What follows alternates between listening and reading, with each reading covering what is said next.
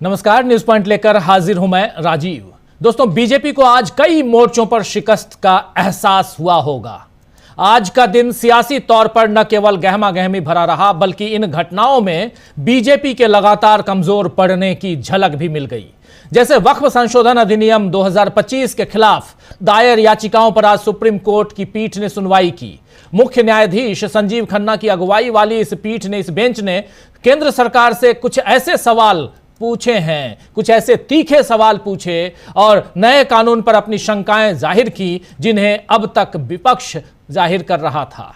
उधर सोनिया गांधी और राहुल गांधी के खिलाफ नेशनल हेराल्ड मामले में दायर चार्जशीट पर आज कांग्रेसियों ने जमकर अपना गुस्सा दिखाया और सड़कों पर उतरकर कहा कि मोदी को कांग्रेस से, गांधी परिवार से, इन तमाम ऐसे लोगों से डर लगता है जो यहां पर हिंदुस्तान में संविधान की रक्षा की बात करते हैं। इसीलिए ईडी को आगे किया गया है। इधर दिल्ली की हलचल से दूर राहुल गांधी ने गुजरात में एक नई हलचल खड़ी कर दी है। आज राहुल गांधी ने कांग्रेस कार्यकर्ताओं को साफ साफ बता दिया कि जो पार्टी को मजबूत करने का काम करेगा, पार्टी उसका न केवल सम्मान करेगी बल्कि फैसले लेने का हक उसे देगी।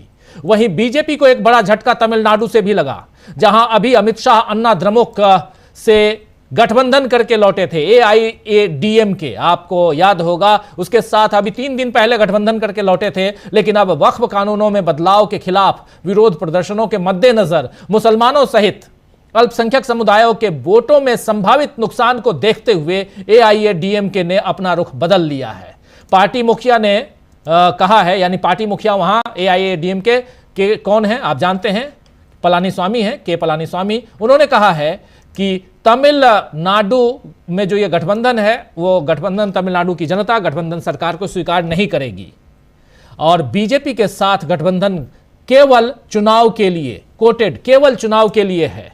वहीं बिहार में भी आज नीतीश कुमार के घर अचानक बीजेपी नेता पहुंचे, जो किसी बड़ी उलटफेर का संकेत दे रहा है। इन तमाम सियासी हलचलों का जिक्र आगे मैं करूंगा, लेकिन पहले आज सुप्रीम कोर्ट में क्या कुछ हुआ इसका ब्यौरा आपके सामने रखना बहुत जरूरी है। दिन भर ब्रेकिंग में आपने बहुत सुप्रीम कोर्ट के पल पल की रिपोर्ट देखी है। जो साथी नहीं देख पाए उनके लिए बहुत कुछ यहां पर आपके सामने नई चीजें रखूंगा, लेकिन जो देख लिया, जिन्होंने देखा है उनके लिए कुछ रिपीटेशन होगा। लेकिन बहुत जरूरी है यह समझना कि सुप्रीम कोर्ट में वक्फ अधिनियम, जो अब वक्फ कानून बन चुका है, उसको लेकर बहुत कुछ ऐसे तीखे सवाल पूछे गए हैं जिसका जवाब शायद सरकार के पास नहीं होगा। आज सुप्रीम कोर्ट ने वक्फ संशोधन अधिनियम 2025 को चुनौती देने वाली याचिकाओं पर CJI संजीव खन्ना और न्यायमूर्ति संजय कुमार और न्यायमूर्ति KV विश्वनाथन की पीठ यानी बेंच ने सुनवाई की और इस दौरान बेंच ने केंद्र सरकार से वक्फ बाय यूजर संपत्तियों, वक्फ बाय यूजर, इन संपत्तियों के प्रावधानों पर सवाल उठाए। सर्वोच्च अदालत ने कहा कि कानून के तहत पहले से स्थापित वक्फ बाय यूजर संपत्तियों को डीनोटिफाई करने से दिक्कतें पैदा होंगी। वक्फ बाय यूजर का मतलब है ऐसी संपत्ति जो लंबे समय से धार्मिक या सामाजिक कार्यों के लिए इस्तेमाल हो रही हैं, भले ही उसके कागजात पूरे ना हों। इधर CJI chief justice of India ने सॉलिसिटर जनरल तुषार मेहता से पूछा कि वक्फ बाय यूजर क्यों हटाया गया। सर्वोच्च अदालत ने यह भी पूछा कि 14वीं से 16वीं, 14वीं शताब्दी, 15वीं शताब्दी, 16वीं शताब्दी, इन सब के बीच बनी ज्यादातर मस्जिदों के पास सेल डीड नहीं होंगे। जी हां, सेल डीड नहीं होंगे, ऐसे में उन्हें कैसे रजिस्टर किया जाएगा।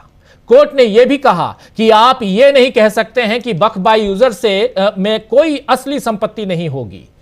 सुप्रीम कोर्ट ने कहा है कि ऐसी मस्जिदों में रजिस्टर्ड डीड मांगना नामुमकिन होगा, क्योंकि ये सभी वक्फ बाय यूजर प्रॉपर्टी हैं। ये सारे जो हैं वक्फ बाय यूजर्स प्रॉपर्टीज हैं। इस पर सॉलिसिटर जनरल तुषार मेहता ने कहा है कि उन्हें इसे रजिस्टर करवाने से किसने रोका। तो सुप्रीम कोर्ट ने सवाल किया तपाक से कि अगर सरकार कहने लगी कि ये जमीनें सरकारी हैं तो क्या होगा। सुप्रीम कोर्ट ने वक्फ बोर्डों और सेंट्रल वक्फ काउंसिल में गैर मुस्लिमों को शामिल करने के प्रावधान पर भी सवाल उठाया। उच्चतम न्यायालय ने केंद्र से पूछा कि क्या वो मुसलमानों को हिंदू धार्मिक न्यासों का हिस्सा बनने की अनुमति देने को तैयार है। बड़ा सवाल पूछा कि क्या वो मुसलमानों को हिंदू धार्मिक न्यासों का हिस्सा बनने की अनुमति देने को तैयार है। शीर्ष कोर्ट यानी सर्वोच्च अदालत या सुप्रीम कोर्ट कह लें, ने यह भी कहा कि वक्फ संशोधन अधिनियम का वो नियम लागू नहीं होगा जिसके तहत कलेक्टर की जांच के दौरान किसी संपत्ति को वक्फ नहीं माना जाएगा। आपको बता दूं कि कल दोपहर 2 बजे से इसी मामले पर आगे सुनवाई होगी। इसी मामले पर फिर सुनवाई होगी जिसमें केंद्र अपने कानून के पक्ष का मजबूती से बचाव करता है या नहीं, यह देखना होगा। यह बहुत इंपॉर्टेंट घटनाक्रम जिस पर फाइनली लगभग पौने 2 घंटे 1 घंटा 50 मिनट कह लें 55 मिनट 1 घंटा 55 मिनट की सुनवाई के बाद सुप्रीम कोर्ट के इन तीनों जजों की पीठ ने अंतरिम आदेश जारी करने का फैसला लिया। अंतरिम आदेश में ये 3 मामले आए, लेकिन जब अंतरिम आदेश उन्होंने कोर्ट ने कहा कि हम ये 3 जो पॉइंट हैं जो पहले मैं आपके सामने रख चुका हूं, इन 3 पॉइंट्स पे हम फैसला सुनाने जा रहे हैं, जिस पर तुषार मेहता ने कहा कि मिलॉर्ड इस पर थोड़ी सी हम अपनी बात रखना चाहते हैं, हमको और समय चाहिए। तो मिलॉर्ड ने कल के लिए समय दे दिया, कल 2 बजे। कल 2 बजे से फिर इस पर सुनवाई होगी, लेकिन साफ दिख रहा है कि यहां पर सरकार बुरी तरह से फंस गई है। चलिए यहां इस पर चर्चा करेंगे, आगे हमारे तमाम साथियों के बीच हम चलेंगे तो। लेकिन वहीं आज राहुल गांधी ने गुजरात में कहा है, गुजरात पहुंचे राहुल गांधी और उन्होंने क्या कुछ कहा पहले बता चुका हूं, लेकिन उनकी जुबानी जरा सुन लीजिए। बहुत इंपॉर्टेंट बातें राहुल गांधी कह रहे हैं। गुजरात पहुंचकर सीधा चैलेंज कर रहे हैं नरेंद्र मोदी को। यह तीसरी उनकी यात्रा है और पिछले 15-20 दिनों में और पिछले हफ्ते ही बुधवार को राहुल गांधी वहीं थे और आज फिर बुधवार है, राहुल गांधी वहां हैं। गुजरात से अगर राहुल गांधी चुनौती देंगे तो नेशनल हेराल्ड मामला तो सामने आएगा ही, ये तो आप सब जानते हैं। ईडी तो सामने आएगी ही, लेकिन पहले राहुल गांधी को सुनिए। हम, जैसे मैंने कहा, हम डिस्ट्रिक्ट में लीडरशिप ला रहे हैं। हम जो सचमुच में डिस्ट्रिक्ट का लीडर है और डिस्ट्रिक्ट को डेवलप कर सकता है, उसको हम डिस्ट्रिक्ट प्रेसिडेंट बनाएंगे, पहली बात। दूसरी बात, आजकल हम किसी को मेजर नहीं करते, किसी को नापते नहीं है। कौन काम कर रहा है,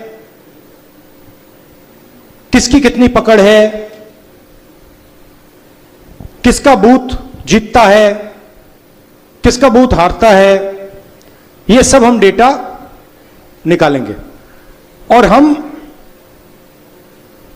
प्रोडक्टिव कंपटीशन शुरू कर देंगे। उदाहरण देता हूं,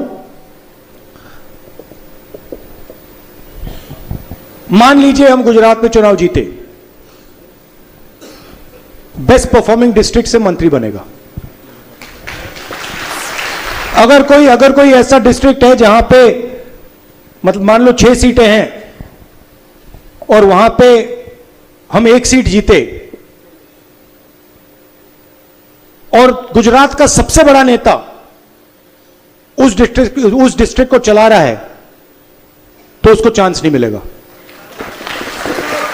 हमारा कहना है कि भैया आप बड़ी बड़ी बातें मत करो, गुजरात की, जापान की, अमेरिका की नहीं। आप सबसे पहले 40 लोग 41 लोग सबसे पहले आप हमें यह बता दो, हमें यह दिखा दो कि आप डिस्ट्रिक्ट को खड़ा कर सकते हो। उसके बाद जो ब्लॉक के नेता लिए घूमते रहते हैं, आप क्या ब्लॉक को खड़ा कर पा रहे हो या नहीं? और आप अपने आप को बहुत बड़ा नेता कहते हो। अच्छा भैया, आपका बूथ नंबर क्या है? आप वहां पे अहमदाबाद में बैठे हो, सीनियर नेता हो, गाड़ी में घूम रहे हो। अच्छा भैया एक बात बताओ, आप कहां रहते हो? अच्छा आपका बूथ नंबर क्या है? अच्छा उसमें वोट कितने मिले आपको? सीधी सी बात है। तो हम जो पार्टी को डेवलप कर रहा है उसको हम स्ट्रेंथ और पावर देना चाहते हैं, और जो टाइम जाया कर रहा है। तो राहुल गांधी लगातार यहां पर सीधी चुनौती अपनी पार्टी के ही लोगों को और उनको समझा भी रहे हैं और कह रहे हैं कि जो पार्टी को मजबूत कर रहा है उसको हम मजबूत करना चाहते हैं। सीधा सिंपल बात, जो नहीं कर रहा है मजबूत उसको बाहर का रास्ता दिखाएंगे। ये बात भी वो पहले कहते रहे हैं। लेकिन सबसे बड़ी चीज कि गुजरात में राहुल गांधी इतना फोकस क्यों कर रहे हैं, आएंगे उस पर भी बात हम करेंगे। इधर आइए नेशनल हेराल्ड केस की बात कर लेते हैं। नेशनल हेराल्ड केस में सोनिया गांधी के पक्ष में मल्लिकार्जुन खड़गे आज उतर आए।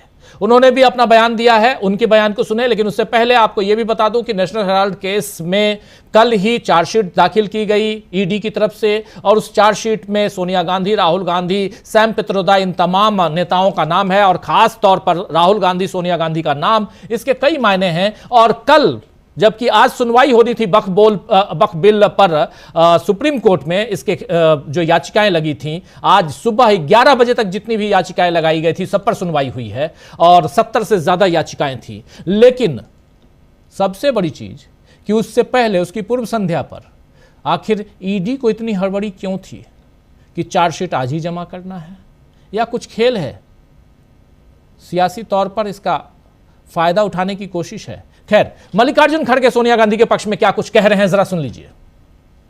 एक संस्था से उधार लेके दूसरे संस्था चलाने के लिए करे सो है। और इसमें गलती क्या है, एक बंद हुआ पेपर जो पंडित जवाहरलाल नेहरू जी के जमाने में शुरू हुआ था, बीच में हमारी सरकार नहीं थी, उस वक्त बंद हुआ था।